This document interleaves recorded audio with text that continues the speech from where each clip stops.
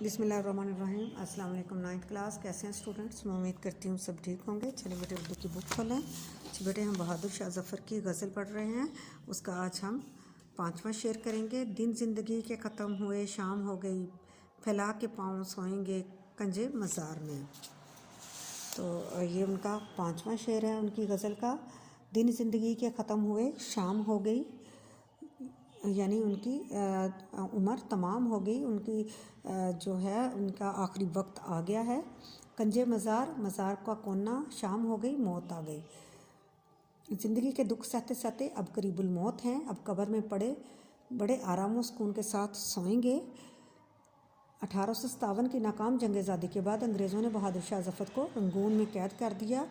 यह अशार उन्होंने तन्हाई के दिनों में लिखे, जहाँ वो ज़िंदगी के बाकी दिन पूरे कर रहे थे। वो बेबसी की मुजस्सम तस्वीर नज़र आते थे। कोई और ख्याल और तसव्वुराती ख्याल नहीं था जो उन्हें राहत पहुंचा सके। ज़िंदगी, तमन्नाएं और मसरत बख्शने वाले सारे सामान ख़त्म हो गए हैं। सिर्फ मौत का तसव्वुर बाकी है, जहाँ वो ज़िंदगी के आलामों अफकार से निजात पाने के बाद बड़े आराम से कब्र में सोएंगे। दरअसल बहादुर शाह ज़फ़र की सारी ज़िंदगी गमो आलाम में गुजरी और हमेशा मुख्तलिफ़ किस्म के तफक्कुरात उनके दिलो दिमाग पर छाए रहे। इसलिए वह मौत की आगोश में सोना चाहते हैं। वो ज़िंदगी पर मौत को तरजीह देते हैं। मौत की ख्वाहिश दरअसल ज़िंदगी के दुखों और गमों की फरियाद की वजह से है।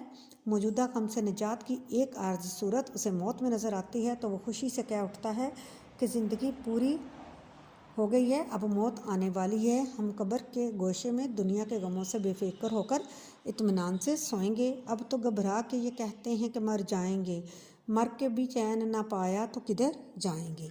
जी बेटे, आज हमारा ये शेर मुकम्मल हुआ, इसकी तशरीह मुकम्मल हुई और इंशाअल्लाह कल जो है हम अपना आखिरी शेर करेंगे। ओके जी, अल्लाह हाफिज़।